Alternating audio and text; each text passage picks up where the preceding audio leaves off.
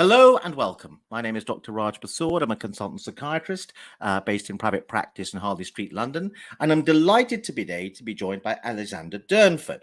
So Alexandra Durnford is an executive coach, and she founded a famous organization called Byron and Wilf. I'm just going to read from the website. It says, I founded Byron and Wilf to coach clients to think, communicate, and behave in a way that improves their ability to manage themselves and others more effectively, achieve their professional and personal goals, and reach new levels of confidence and performance at work. So let me start by asking you, Alexandra, there seems to be a bit of a resistance to the notion of executive coaching and the notion that it's quite an important thing and it's a thing that exists and can be helpful to people. Tell us a bit about what your understanding of what executive coaching is and what your thoughts are about the idea there might be some resistance to it, the notion that people could benefit from executive coaching. In fact, we all could, but there's a resistance to that idea. What are your thoughts? So my thoughts are, initially, luckily, there isn't huge resistance. Otherwise, I would not be gainfully employed. Luckily, not everybody's resistant. But I think there is possibly a preconception that coaching in the business context is remedial. So you have a problem, we need you to fix it. And unless that happens, something bad is going to happen.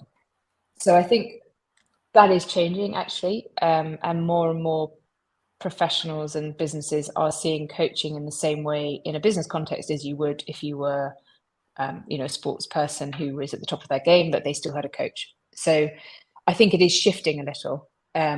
But initially, yes, quite often you get but is there something wrong with me? Why do I need coaching? So we can all improve. I mean, yeah, we can all improve.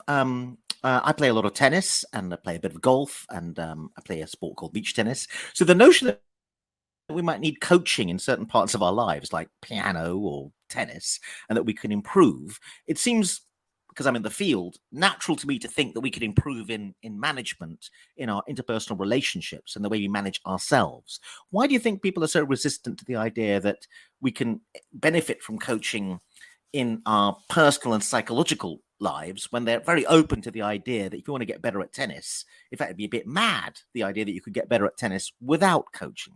What are your thoughts about that? Well, I think the word is personal. So I think it feels personal, whereas I think if you're playing a sport, somehow that's an objective situation in which you're still there as a person, but what's being commented on is your skill or ability on hitting a ball back. Whereas in coaching, necessarily, it's about you. So as soon as you make it about somebody, then people become very, very defensive and they think, well, hold on a minute, what's wrong with me or what's right with me? And so I think probably that's fundamentally what the issue is. So in a way, as a coach, your job really is to sort of demystify that and help people understand that and the fact that we don't often get feedback about ourselves. We get feedback as we go through our professional career, but it tends to be about your technical delivery of a piece of work. It tends not to be behavioral unless there has been a major issue. So let's talk a bit about that. You're right. People are very sensitive to feedback and people get very defensive. Yet we could all benefit from feedback. In my opinion, anyone who wants to be good at anything, let's take a very gory example. I see a lot of this. I specialized in eating disorders for a while. If you want to lose weight, the only way you're going to lose weight is by getting feedback on your performance. In other words, you're going to have to weigh yourself. And it's just amazing how many people want to lose weight, yet don't want to weigh themselves and discover the number is not the number they were hoping it was going to be, and getting feedback.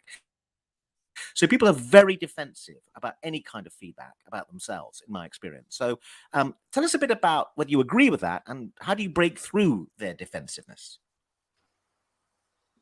So I think it's a fine line between not trying to create some sort of Pollyanna-ish approach, but using positive psychology to help people change something fundamentally about their behavior. So I probably wouldn't also weigh myself. I'd probably go on how my genes fit, which again is a different thing because it feels less judgmental, but the outcome's the same. But I think it's about saying to them, okay, well, look, this is your feedback. It's data. You can do with it what you like, but what is your perception of yourself? And And if that perception is different from the data you've received, then back to you. Would you like to change that perception? In which case, these are the kind of things we can do. Or are you happy with the way in which people perceive you? So I think a lot of it is about handing control and accountability back to the person and trying to remove any sense of judgment, because as soon as you judge somebody or ask somebody why, you're going to get a defensive response. You have to kind of remove that to enable them to think much more creatively and from a position of power and control rather than one of defense. So how would you start a consultation in executive coaching? Because there's a big difference between someone choosing to come along because they've decided they want to improve some aspect of themselves and someone being told by someone in the office they have to go. Someone in human resources has said you've got to have executive coaching. So they're kind of there maybe a bit reluctantly and it wasn't their idea. Any thoughts about that and that difference? Well, in executive coaching, certainly there is a definite framework that prevents you, hopefully, from being in a situation where somebody sitting in front of you doesn't want to be there. They may feel uncomfortable, but that's a different thing. So in exec coaching, certainly the first part of the process is a chemistry meeting. So maybe unlike therapy, if you're going to have a coach, you meet maybe 3 people who you think, could I bear to sit in a room with you for 90 minutes once a month at the very least to talk to you about some stuff that might run quite deep. And that chemistry meeting is really an opportunity for you to establish trust with your potential client. And if you can't establish the chemistry, then the coaching's not going to go ahead. So there's that as a kind of a first step. And then your role as the coach isn't there to judge or to validate the feedback someone has been given. It's worth saying that probably only about 20% of my work is in the realm of you've got a problem, you need to sort it out, and this is bad feedback. Most of the work I do is with people who are highly functioning and high performing and want to increase that. But for those where there is a fundamental problem in their behavior, then you have to establish that you are there to facilitate their process of changing that behavior if they want to. And step 1 is to establish chemistry and a good relationship, a sense of rapport with them. So then that prevents you, hopefully, from being in a situation where they're kind of sitting opposite you with their arms crossed saying, well, I don't want to be there. And if that happens, then actually you can't coach that person. So let's talk a bit about this gory subject of getting feedback on our performance. You and I were having a chat the other day before we began this program to have a chat about what we could talk about. And we were discussing some anecdotal examples of the fact that people are very guarded. You have friends, but you're guarded. You have thoughts about how they could improve or where they've got problems. But particularly in Britain, we're not direct and we don't say anything. And we discussed a few examples. And I was thinking hard after our conversation about how, in a way, we get feedback on our performance. First of all, there's a group of people just not interested, right? But if you're neurotic like I am and anxious about yourself, you are interested. So a couple of things happened, which I think are examples. Because it's Christmas, the coaches at the local tennis center where I get my do a lot of tennis have decided, one of them, that they couldn't do the group coaching where they normally coach 24 people, and they're only going to coach 4 people next Monday. And I made the cut. I'm one of the 4 they came up to and said, would you like to be part of the group? And I'm thinking to myself, quite interesting. Why did they pick me? Right? That's telling me something about, hopefully, the coach quite likes me. And if I was one of the other 20 that were excluded or no one approached them, I'd be thinking, why was I not approached? So there's a lot of that going on in social life, isn't there? You hear about some party where all your friends got invited and you didn't get invited, and you're thinking, oh, is this a bit of feedback? So there's kind of exclusion, inclusion. Any other thoughts about how we get feedback? Because if you're very observant, you can get a bit of feedback, but you have to look for it, don't you? And a lot of people are just not looking for it. But in a way, feedback is kind of all around us, I think. But what are your thoughts about that? Yeah, I mean, I think everyone says feedback's a gift, but in my experience, no one really wants to receive that particular gift, and they don't want to receive it in an unsolicited manner. So I think it comes back again to some level of contracting. If someone says to you, I'd really like to hear what you think about how I've done something, then they're inviting you to give them feedback. And the way in which that's received is predicated on the strength of your relationship with them. So I think there has to be a kind of a mutual understanding of positive intent. I'm not giving you feedback with a kind of pejorative judgment slammed in there as well. I'm giving you feedback because you've asked me to, or because it's part of a process, but I'm doing that from a position of positive intent, and I'm not going to make it personal. And I think what happens is ill-disciplined or lazy feedback is easy because you can easily do it in a personal way. Like, oh, you're really bad at that.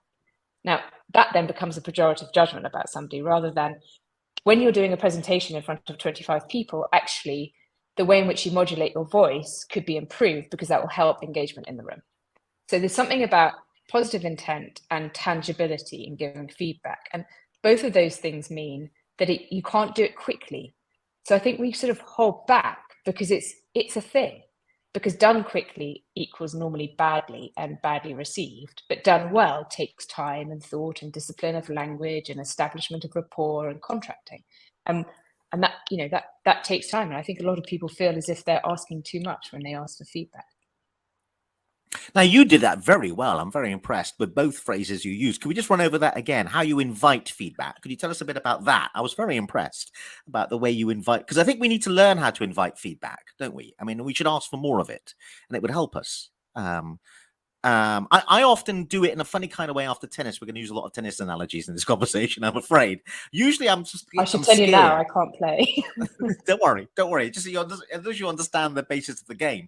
In doubles, and one of the things I'm very scared of is that because I'm passionate about winning and I'm hugely competitive, that once my partner starts hitting the ball into the net, which of course is the main reason if I am going to lose, I will lose. It's not because of anything to do with me, obviously. I start to get grumpy, and I try to hide the grumpiness, but I'm sure there's a cloud of simmering resentment hanging over me on the court, despite my best efforts. So usually at the end of the match, I always apologize. I always say, listen, I'm really sorry. I think I got a bit grumpy, and I'm sorry about that. I'm working on it. And usually what they say is, no, I didn't notice anything. And I'm not convinced that's entirely true. I think they're just being polite. So there's a thing going on there. Well, I'm kind of inviting feedback. And I do this after each consultation. Again, it's very interesting how rarely, the way I invite feedback after a consultation with a patient, I say, let's think about the work we've done together today. And can we think about a way that maybe I could improve the experience for next time? Is there anything I could do better? So that's a way, and I welcome your feedback on that way of asking for feedback, of giving them an open door, I hope, an opportunity to be negative about or say anything negative, because otherwise they probably wouldn't. Very rarely do I get anyone saying anything negative, interestingly. I don't know whether that's a bad sign or a good sign. Anyway, so tell us a bit about, again, how to invite feedback, because you did that really well. You much better phrasing than I use, I think. So I think let's take the two examples you gave. So you gave us a tennis example where you you open the door and then shut it pretty quickly, because I think what you said was, oh, I'm really sorry if I was grumpy in that match. I hope it didn't affect you. You're kind of acknowledging the issue, but then you are removing the ability for them to go much further in polite society to say, you know what, actually, it really did affect me. So you're kind of trying to get a pass, not the same as asking for feedback. Right. Okay. So what should what should I do though? Okay, but anyway, go on. Tell me about the clinical example. But tell me a bit more. Well, actually, because they're both linked. They're both linked. So in the clinical example, possibly a slightly more effective approach, because you're saying, let's think together about ways in which I can improve this. But then you finish, I think, with a closed question, which was, is there anything else I could do to do better? So then the answer is yes or no. Most people put on the spot will say yes or no. So I think the key to both of those situations is asking an open question and asking it from the perspective of impact, because actually that's what we're talking about with feedback. We're talking about, when I do this, how does that make you think or feel? And how is that experience feel? Is it overwhelmingly positive or negative? So in the tennis example, how does my mood on court affect your mood, and how does it affect your performance? Yeah, so that's a much better way of putting it. Yeah. But slightly frightening though. For you, yes, I imagine. Yeah, because they might turn around and say, you know what, every time you get grumpy, I get scared. Yeah. And then I get scared and I shut down, and then I'm really bad at tennis. So actually playing with you makes me feel as if I'm really bad at tennis. So yes, you might hear. And then I would follow up with, but you're really bad anyway. Which is the wrong thing to say. Yeah, that's not my advice at all. So I think the key here is open questions but being willing to hear what they're saying, but helping them out by the kind of the impact thing. And that's the thing. So asking for feedback anyway, try and give somebody a steer. So rather than just saying, what do you think of my performance? Saying, I'm really trying to work on my use of open questions. How did you find that during the session? Or it's giving them a bit of help. And, the tennis one, you give them an example because it's your behavior. And in the clinic example, maybe it's, how do you find my manner during our consultation? Okay, so let's go back to the consultation one. Yeah, but the trouble with the consultation one, if I'm too specific, my manner, there's all sorts of a million and one different aspects of the consultation I could ask. Could we just stay a little bit, because I'm finding this very helpful, with how could I ask a better question at the end of the consultation to get feedback? Because if I just go with, how did you find my manner? There's a lot of other things they may not have liked. How could I just capture? Could I leave it with, how did you feel about the consultation?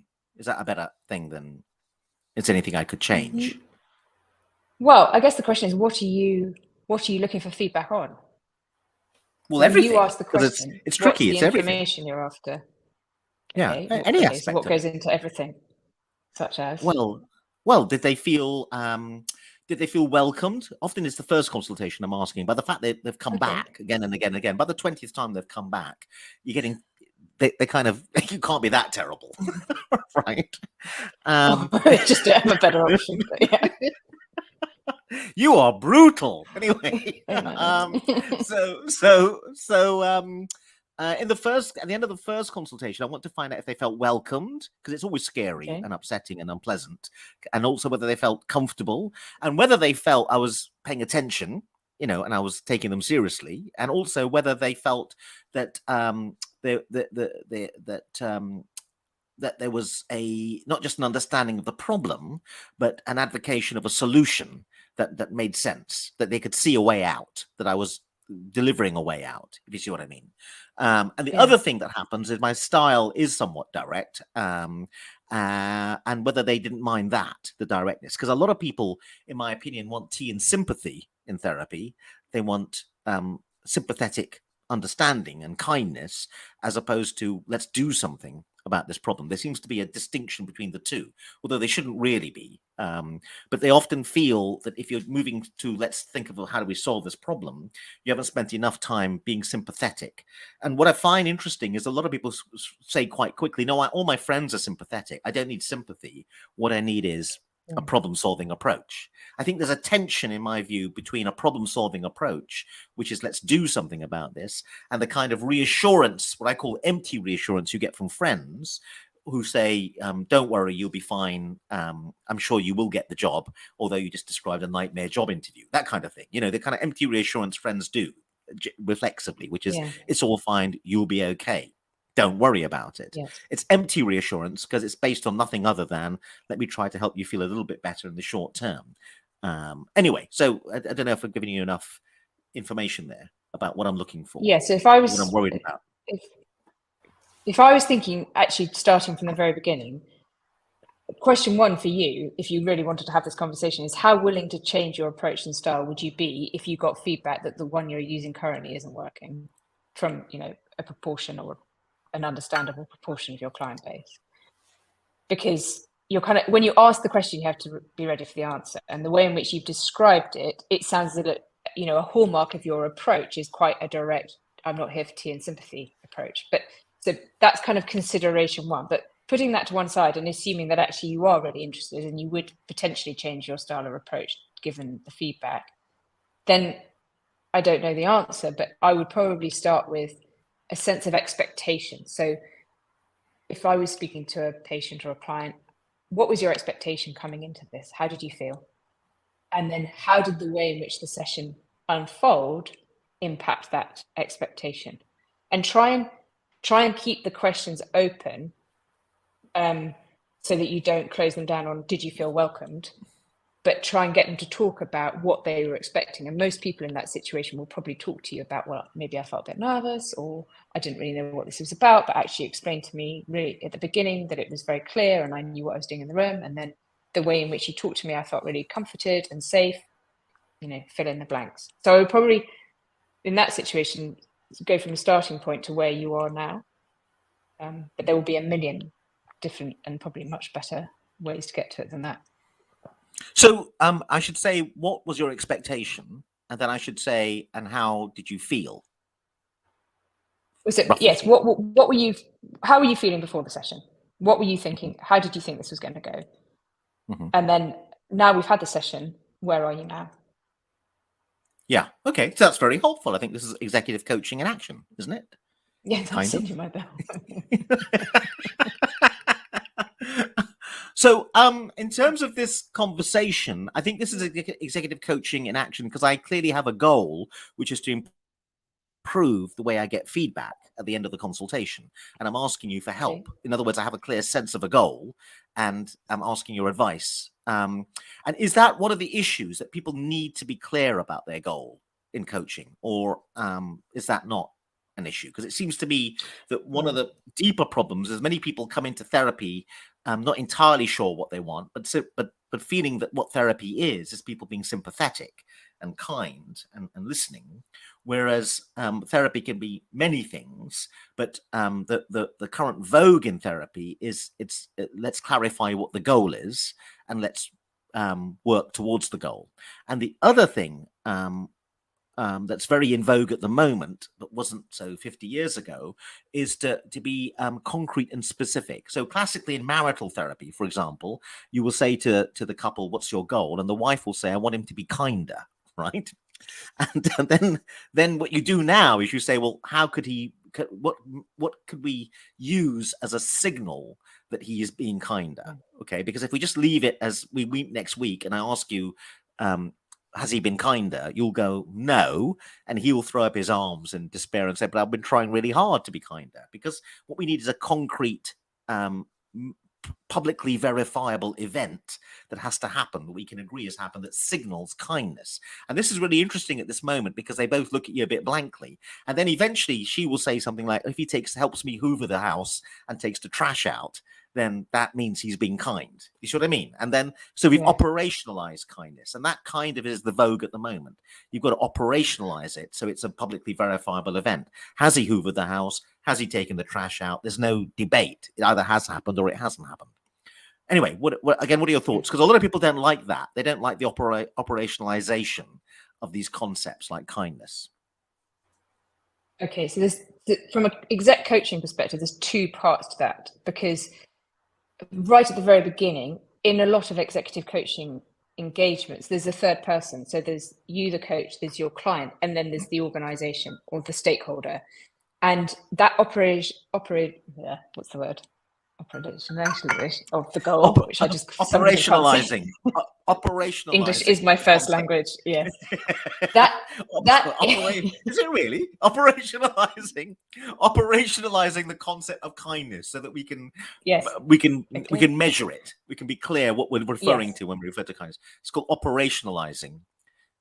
The term. Okay, so I'm not going to use that word again because for some reason I've lost that cognitive ability. But that process belongs at the very, very start of a coaching engagement normally, and it's the third party. So in marital counselling, obviously you've got two people in the room.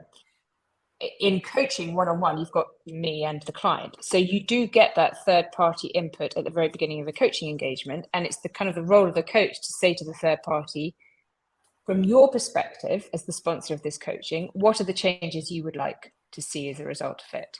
And because coaching obviously is entirely confidential, their ability to articulate what those changes are is the only way in which they're going to know really whether this coaching is having the effect they'd like it to. So you have to try and get that person to speak in terms of behavioral change, which is exactly what you've said. So rather than take the trash out, in executive coaching, we're normally talking about changes maybe to somebody's leadership style or the way in which they're interacting with their team. And you need to get that sponsor to be very, very clear about what those changes are. And then once you've got that then informs the goal of the coaching engagement, which unlike therapy is normally, it's a finite period of time. So it's sort of 6 to 9 months maybe. And it is very goal oriented. I mean, that's the whole point of coaching, is there is a goal. So there's a broad goal for the engagement, and then each session has a goal. And it will in some way relate to the broader goal.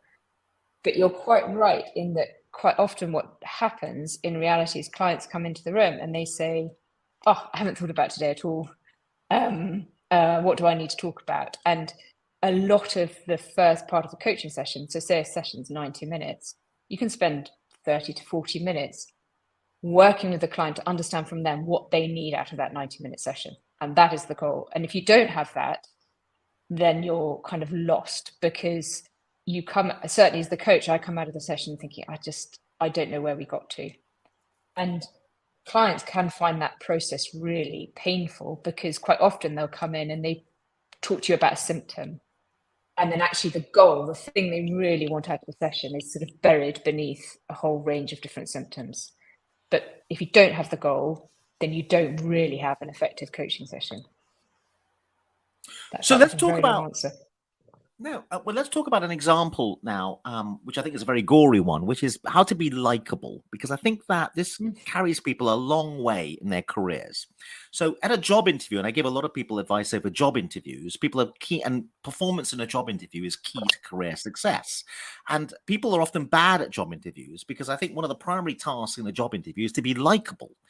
Because if you're liked, then you're halfway there. You've got to be able to convey the notion that you're competent as well, obviously, and that you're passionate, etc., etc. But being likable, in my opinion, seems to be a skill people are rapidly losing, or not even understanding that that's the bedrock. Start by figuring out how to be likable, and then also move on into the other bits about communicating that.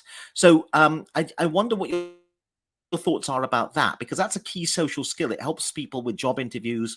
It also tends to help people managing other people, getting on with other people, because the starting point is to be likable, in my opinion. I'd be interested in your opinion.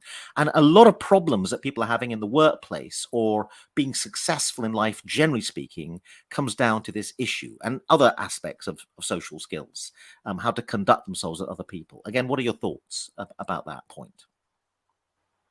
So I certainly get the fear when we think about likability in a professional context, because I think actually sometimes that as a goal is where people get into trouble, because quite often their role in their organization is not to be likable, it's to do, is to perform at a high standard and get the job done. And if they go down the route of wanting their team to like them, quite often they don't get the business outcome that they need. So I would normally talk more about respect and expectation management and consistency of emotional behavior, rather than does the person I'm working with want to go for a drink with me after work? Because I think likability is just a strange lens, because in a work context, we're not talking about, people have friends at work, of course they do, but it's a slightly different field. So I think it's more about, are you behaving in a way that matches the expectations of you and your values and how you'd like to behave at work? And are you behaving in a way that's consistently understood by those people around you, rather than do they like me?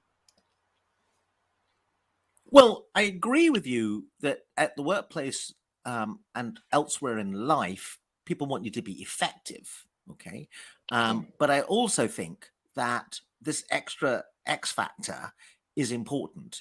You could be interviewing 10 people who are all pretty effective and communicating effectiveness for a job, but the one who'll get the job, and I think there is some psychological research that might support this contention, is the person that people like. In other words, there's an emotional tone to relationships, and likability is in that area of the emotional tone. We have to be able to connote positive emotions in other people. That's what likability is about. Again, what are your thoughts? Honestly, I don't know, because I don't know how you can teach likability, because I think it is such a personal choice. Do I like this person or not? And I think more and more in interviews, they're trying to move away from a situation where the interviewer is just basing their choice on whether they like this person. And it's much more based on, how does this person fit into the role and what could they bring to the organization, et cetera, et cetera. So I think I'm always a bit nervous about talking about likability, because it feels to me as if it's very, very personally held. I might like someone you don't like, but that's no judgment on their competence or their ability. And I would be very nervous about working with somebody on their likability, because in case it was my reflection of likability. Well, we're right slap bang in the middle of this very interesting territory about this notion of social skills.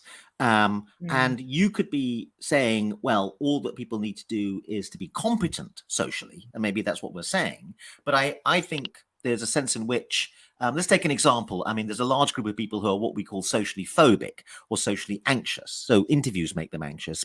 Speaking in public makes them anxious. But walking into a party or a room full of 20 people at a cocktail party or a reception and they don't know anyone, they're very anxious about this task that we all have to face in life of walking up to a stranger and starting a conversation. Right. And for people who are anxious about that, social skills training, and there's a thing called social skills training, suggests have a plan and there's certain techniques. And the one famous technique about how to initiate a conversation with strangers is the compliment and question technique. Pay someone a compliment and then ask them a question. Okay. So if we were doing it now, I would go, well, what an interesting room you're in, for example. I'm assuming that I know now that may not be your room, but I mean, if it was your room, I'd go, what an interesting choice of art behind you. That's a very interesting picture. Where did you get that? Right? That would be a compliment and question approach. So the compliment and question approach, in my opinion, is very powerful because it doesn't really matter how you begin, but you've got to begin somewhere. And that's something that's a nice starting point for people who are a bit anxious and not socially assured. So I think there is a thing called social skills. I think there are techniques and they help people engage with each other and people can improve in that area. And I find, for example, the compliment and question technique, although it's a bit clunky and everyone knows what's going on when you start a conversation with compliment and question, but it's a way in and people just need a way in, I think, often. Anyway, again, what are your thoughts? So I think two things. I think one is my approach probably comes from social skills is kind of the outcome, but the starting point would be, okay, so say you are one of those people, I think as you described, who no problem walking into a room of 20 people at a party, but total freeze at the idea of going to a job interview. Rather than focusing on likability, bearing in mind there will be tools and techniques, I guess the first bit would be trying to make sure that somebody gets out of their own way, so that whatever it is about that situation that makes them really, really nervous, they manage that nervousness and that anxiety. And so that they are able to be their best selves on the day and they don't walk out of the interview thinking, oh God, I don't think they saw the best of me. So I think that's probably the starting point. And that would also apply then to going to a networking event, which I personally hate as well. And thinking, how do I enter this social situation and not make a complete fool of myself? And then, yes, tips like compliment and question. I probably come back to a coaching approach, which is always, open, non-directive questions. Ask somebody something beginning with how, show interest, listen attentively, and use that kind of approach. But always my starting point, rather than sort of likability, is much more, okay, well, how do you walk into that room feeling as if you're really confident? You might not love it, you might not like the situation, but how do you walk in there thinking, okay, I think I know how I can do a good job for myself here? That's a very interesting concept you said. How do we help people get out of the way of themselves? Tell us a bit more about that. I thought that was very interesting. In other words, you're saying, how do we help people be less anxious as well? So tell us a bit about that. Yeah, Well, they may be two different things. I think anxiety quite often then is the result. So I think a lot of coaching, certainly a lot of the coaching I do, is around how people's thinking patterns are inhibiting them because they're stuck in these kind of old versions of themselves. Like, I can't do this. Like, I'm doing a science degree at the moment. I must spend at least 80% of my time thinking I can't do it. But that's based on when I was 11 years old and I'm now 47. I can do it. But as soon as I think I can't do it, then actually my ability to do it significantly reduces. My cognitive skills are absent at that point because I start to feel very, very anxious. And as soon as I start to feel anxious, I can't think straight.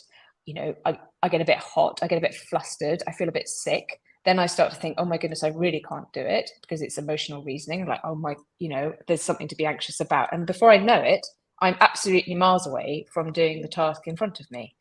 So helping people, understanding with somebody how they are thinking about something and helping them get to a point where they're thinking about it in a way that is going to have a more positive rather than anxiety inducing outcome is a massive part, or I think, of coaching, and I would imagine of your job too, because it's that internal monologue narrative that can be so strong, and based on ancient assumptions and rules and stuff that you said about yourself maybe 30 years ago, but you've never challenged.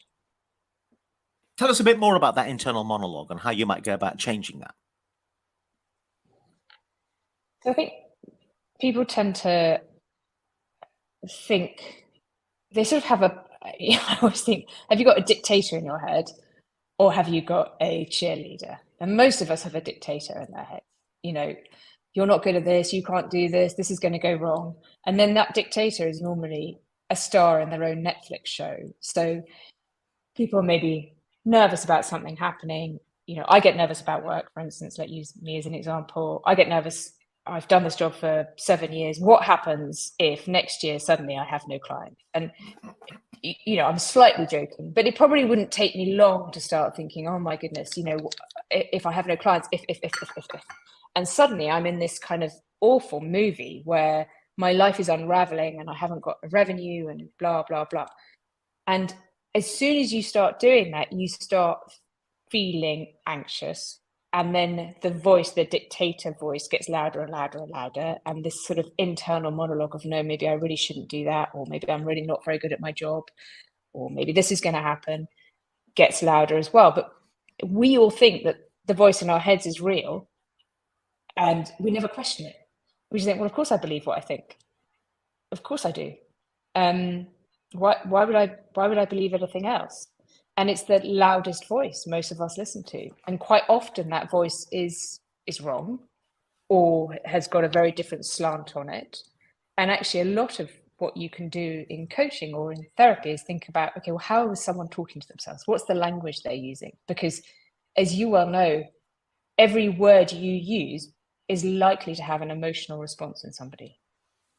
And so helping people recognize that the way they talk to themselves is probably directly affecting the way they feel and therefore the way they behave. It's pretty basic, but I think it's a huge part of kind of personal and professional development. I agree. I think, though, that people want change. They want to walk into a room and feel more confident, and they want you to remove the anxiety. But they're a bit addicted, in my experience, to that voice in the head and that internal monologue. And when you challenge it and argue with it, you make some progress, often in a session. But by the time you meet them a week later and they're having the session again, the voice returns and hasn't changed. I'll give you one classic example of many clients who are socially phobic or socially anxious, is their voice in their head is saying, I'm not as good as other people here at this, i.e., you know, social performance. I went to the wrong kind of school. I went to the wrong kind of university. All these other people here went to elite institutions. They're socially assured. They're more intelligent than I am. And it's blindingly obvious that, you know, I kind of like don't belong. I'm exaggerating a bit, but that's roughly the flavor of what many people are thinking. So then you go through the thing for the hour of the consultation of challenging that and explaining how that's extremely unhelpful. And then they return a week later and they're also kind of in the same place. Now, what the other thing I'm going to say, which I know you're going to run screaming from the room over, is the other thing I do is I say, okay, let's just assume you're right. Okay, let's just go with what the internal voice is saying. Okay, you're right. You don't belong. Now, what do you want to do? Okay, don't try to enter this world and be at this place if you're arguing with yourself. You don't belong. Okay, let's just go with it. You're right. You don't belong. Just for the sake of the conversation. Now, what do you want to do? Where does that go? Because what's happening, and that's called Socratic questioning, you don't dispute things with people. You just go, let's just assume you're right. What's the next logical implication of that position? Because usually what's happening is they end up in an intellectual cul-de-sac or an emotional cul-de-sac, or it's hopelessness and despair. It goes nowhere. But what's really interesting, and Freud was very interested in this question, why do people do that? Why do they have a belief system that goes nowhere but somewhere bad and then stick to it relentlessly? Anyway, well, again, what are your thoughts about how to get people to change that? Because I think it's a tough $1 million question. And even CBT, which is the modern panacea, only the evidence is only 30% of people benefit from CBT. Everyone keeps going, it's an evidence-based therapy and it's the best therapy. But actually the cure rates are very low by and large. They may be better than many other things, but they're relatively speaking low. So this issue of how we get people to change their internal dialogue, no one, as far as I'm aware, has the magic answer yet. Everyone's coming at it, with different solutions or possible solutions. So anyway, I'll tell you what I think my solution is in a moment, but what are your thoughts about that? Okay, so this is clearly not going to be the magic answer, but my personal perspective on this is that when somebody is in front of you or in a situation without you there, in an anxious state, asking them to use cognitive tools to get themselves out of that state is quite a big ask. So when you say to somebody, okay, your internal monologue is telling you you're not very good at this job, you need to now fight back that monologue and tell them to shush. That's kind of the issue, because your internal negative voice is always going to be more articulate and come up with more and more reasons than your kind of slightly quieter, more rational voice. So rather than engaging in the debate, I think possibly a different approach is to say, I'm not even going to get into the debate, because that just, you go down this cul-de-sac, this rabbit hole of more and more feelings and more anxiety. Instead, you recognize that the debate is happening and then you remove yourself from it. I don't mean physically, although sometimes maybe that is the case. But I would focus much more on tools to calm somebody's anxiety system down, recognize they're a state of anxiety, step one. Step two, okay, so how do you manage anxiety? How can you bring your levels back down to neutral? And for that, I would normally reach for, a fairly basic breathing exercise, or depending on who it is, maybe some sort of mindfulness meditation. Because in my own personal experience and in the experience I've seen, cognitive tools in an emotional fight are pretty weak, and they're easily overcome, because there's nothing worse than that feeling of abject terror. And you telling yourself you're going to be okay, in my experience, has certainly never worked. The only thing that gets me through a plane ride without crashing the captain and saying, I think I know better here, is a bit of mindfulness. So when you say mindfulness, what do you mean? Can you tell us a bit more? Now, the breathing thing you're referring to is a classic breathing technique of focusing on your breathing and slowing your breathing down, often to count as you breathe. So count a certain number as you breathe in to help slow your breathing down. People can vary what the count is. Often there's an inhalation, then there's a count while you hold the breath, which is normally a bit shorter than the count of the inhalation, and then there's a long exhalation. The exhalation should be much longer than inhalation, maybe as long as the time of the hold and the inhalation.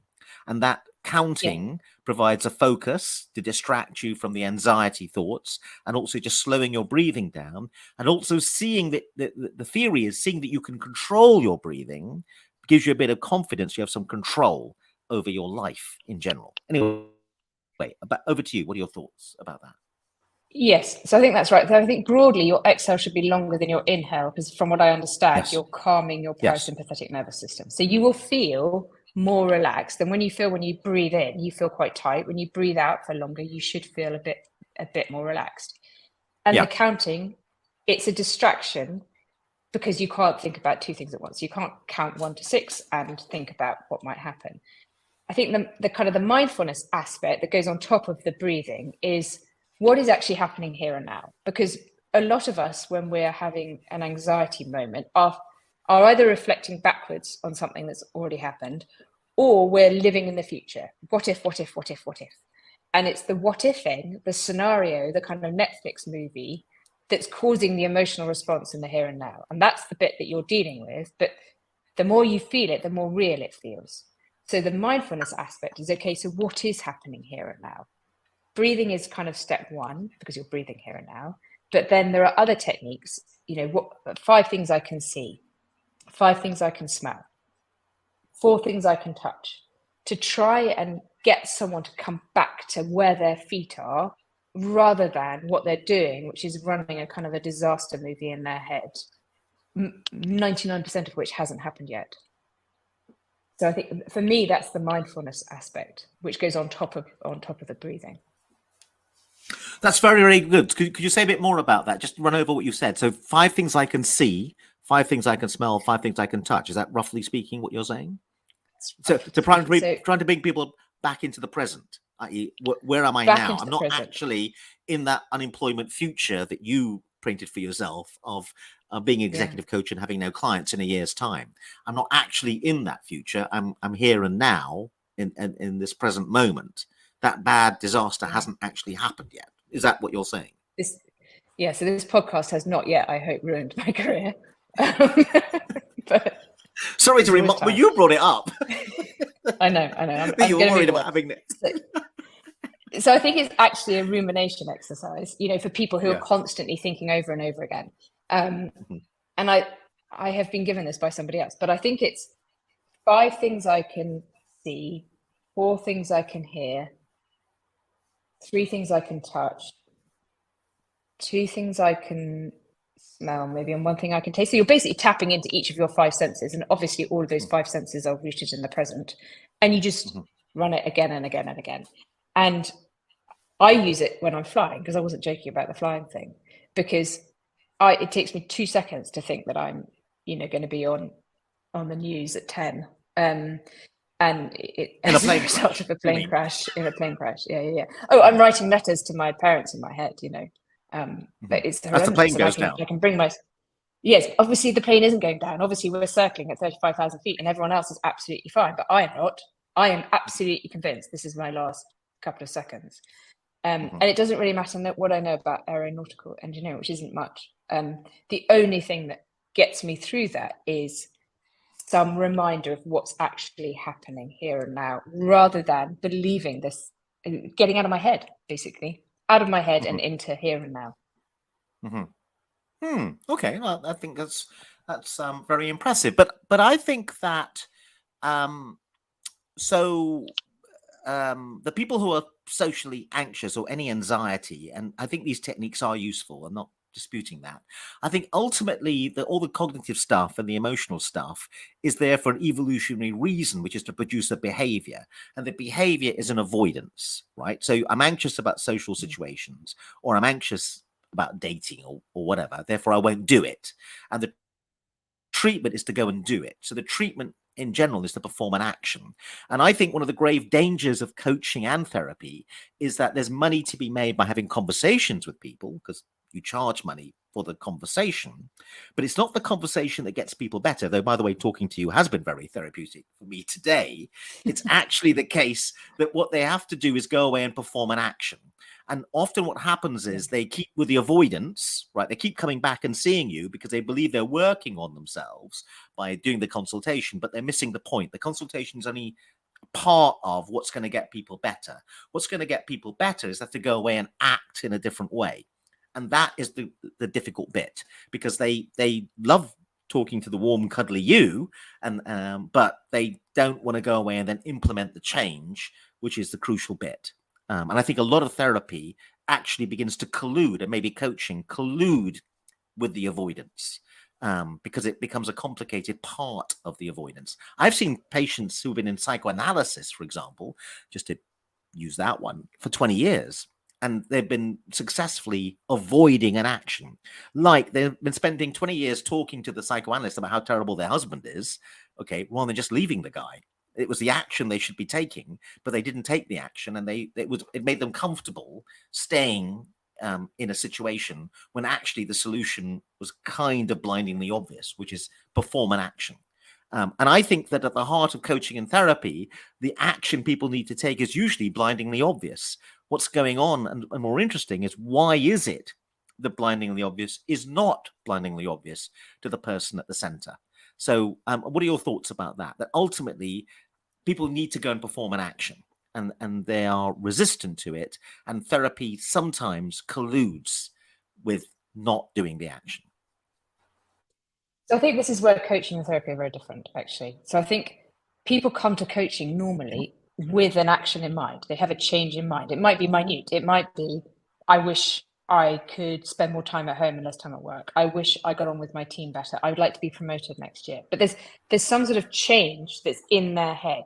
Now, it's either they've got that goal, or, as we spoke about earlier, their organization would like them to use coaching to do something differently. So from the very get-go, it's action-oriented. But The difference, I think, is that as the coach, I don't have the solution and I don't have the judgment. So I don't have a view on what's right or wrong or what my client should do. And actually, I have to, obviously, there are times where I'm talking to a client and I think, oh, I know what you should do because I've been in this situation. But actually, the whole point of coaching is for the coach not to superimpose their experience onto the client. And the power of the coaching is through the questioning and through the process, the client starts to gain insight about what's going on for them and what they'd like to do next. And the result of that is that any actions they agree or they discuss or say, I'm going to do, they are much more likely to do because it's come from them. So it's completely different from getting advice. Like, to go right back to the beginning when you were talking about somebody losing weight, you know, if I say to my husband, I really wish I'd lose some weight, he'd just say, well, stop eating so much and go to the gym. Well, thanks very much. Yes, thank you. So that's advice, right? Advice is easy. It's pretty obvious. You know, the last thing a client who comes to see me needs is my advice on their situation based on the nanosecond that I've spent with them. What they need is a questioning environment, which can be quite challenging. So I'm not saying it's sort of always warm and cuddly, but it's an environment in which they can think about things differently, explore different options, and gain insight into their own behavior so that they get to the point where they think, actually, you know what, I'm going to do this differently, or this is what I'd like to do. And because they own it, they are then 100% more likely to do it than if I'd said to them, this is what I think you should do. But I think now this is where we may have a bit of a fight. I think that you're appealing to the healthy part of people. I think for coaching to work, there has to be a healthy part of them that desires change. And I think sometimes this happens maybe in therapy, but can't happen in coaching, given what you've just said, that people have to arrive with a sense of a change. There isn't a sense in which there is a healthy part of someone.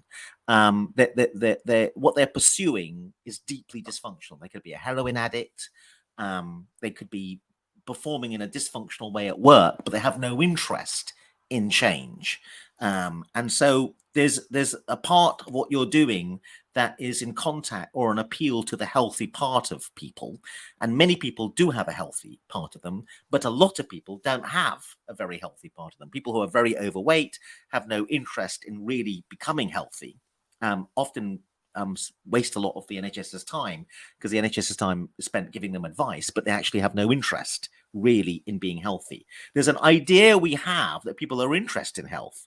Very often they're not. There's other things like having a good time or having a party, enjoying the warm rush of heroin through their veins, etc., etc. So a lot of what you're doing is appealing to the healthy side to people, but many people have no healthy side, or the healthy side's very, very small. Again, what are your thoughts? Well, my thoughts are that executive coaching is predicated on a mentally healthy client. So, you know, I'm not clinically trained. I don't have a clinical practice. I'm an executive coach who works inside organizations on people's leadership and their performance. And the prerequisite for that is that they are mentally healthy. So they have a healthy part of their brain and they are actively engaged in this process. Now, that's not to say that I don't meet clients where I, on speaking to them a couple of times, become concerned that actually they're not mentally healthy. And of course, this has increased exponentially since the pandemic. So I bump into anxiety or anxiety behaviors the whole time. But the expectation of coaching works when the person's mentally healthy. It happens that I'm quite interested in anxiety and that kind of thing.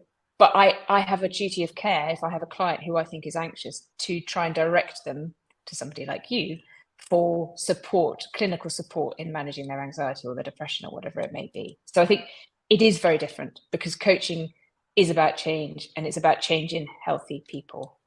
But I probably borrow quite a few techniques from, from therapy when I'm thinking about emotions and behavior and that kind of thing. But I'm managing it in somebody who's a healthy person, healthy client. Mentally healthy. So one of the things you're interested in, and we're running out of time a little bit, just to warn you, we've got about 5 minutes left because the time just rushed by. It's been very interesting talking to you. You're very interested in the link between the physical body, the brain, the neuroscience, and psychology, and the way people act.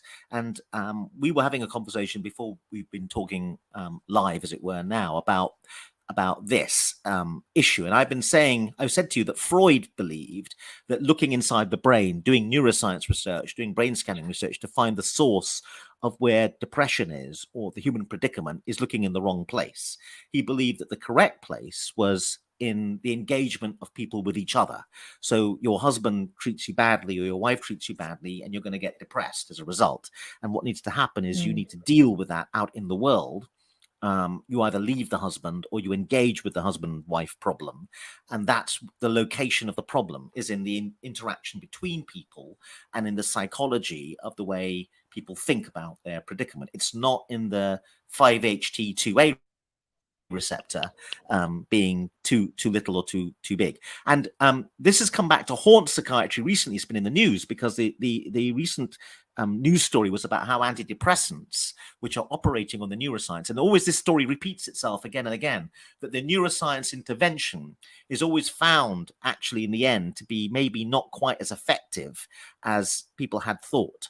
And what they're not realizing is what's the alternative? The alternative is the Freudian view, not Freudian in the classic psychoanalytical sense, but the way we should be thinking about the human predicament is in behavior, relationships, and emotions, and the way people think about themselves and how they can deal with themselves, as opposed to looking inside the brain. But I think you disagree with that view. You think it is worth looking inside the brain. It is the correct place to look, as well as outside the brain. So, So I don't think it's binary. So I think that it's your brain and your body and your behavior. So I think where people get confused is they think, they think about their mental health and their physical health as two separate entities. Whereas, for instance, you can have a situation where you're extremely stressed and you have eczema, or you're extremely stressed and you have IBS symptoms. And people aren't necessarily linking the two things, or even if they are, if they go and see someone, they go to their GP and the GP treats the tummy bit or they treat the head. They don't treat the both things together. And so I think it's this sort of separation of mental and physical health, which is slightly false, because I think actually if you start to think about yourself as a system and think, well, okay, how am I feeling? What I'm eating affects how I'm feeling, affects what I'm thinking. Then I think that's a slightly more, it's a more realistic approach. But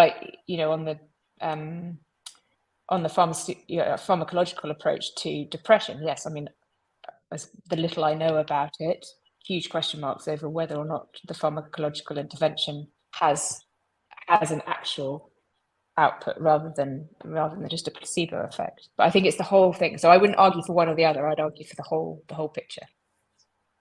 So how do you deal with clients? Because again, frequently we're on the same page in terms of helping people deal with strong emotions.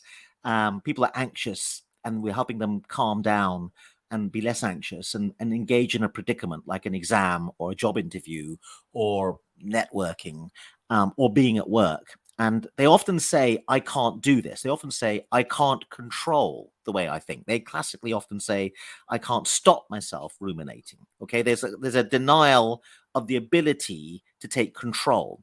And I often remark, well, I'm finding it interesting you made it to the clinic today. I mean, there's a huge amount of control involved. You got out of bed, you dressed, you brushed your teeth, you got onto a tube. I mean, what was going on? Was it not the case that you were in control of yourself to deliver this outcome of arriving in the clinic? And then you announce you can't control your mind. But there was a huge amount of mental control involved in getting to the clinic, for example. So that's the kind of conversation I'm often having, where people go, I can't stop thinking about something. I can't do anything but feel this way in this situation. They deny that the territory exists for them to improve in that area of control. I don't know whether you experience that in your work, and what your thoughts are about that. Yeah, a little bit. I mean, I think there's a kind of a clever questioning technique that I've borrowed from, I think it's Nancy Klein, where you remove the assumption. So you say, but what if you could control the way you felt? How would that feel? And that somehow, the way of asking that question somehow opens a different window in people's head, and they start thinking into the future rather than into the past. And they start saying, well, actually, if I could feel more confident in that situation, I'd be able to do X, Y, and Z. And then if you start helping them reframe or see a different perspective or a different future, there's kind of positive emotion attached to that. And if that gets larger and greater than the negative emotion they're feeling now, then that's one way of helping somebody start to think differently, is kind of to remove this assumption of I can or I can't, this binary choice. We're like, okay, well, what if you could? So if you knew you were going to be successful, what would you do? And then people say, oh, actually, I'd do X, Y, and Z. I think, there you go. But I did not invent that, but that does work. Okay, well, that was a great place at which to end. So we've run out of time. So Alexandra Durnford, thank you very much indeed for talking to us. Thank the you. website, again, is www.byronandwilf.com. Alexandra, it's been lovely talking to you. Thank you very much indeed. Thank you very much.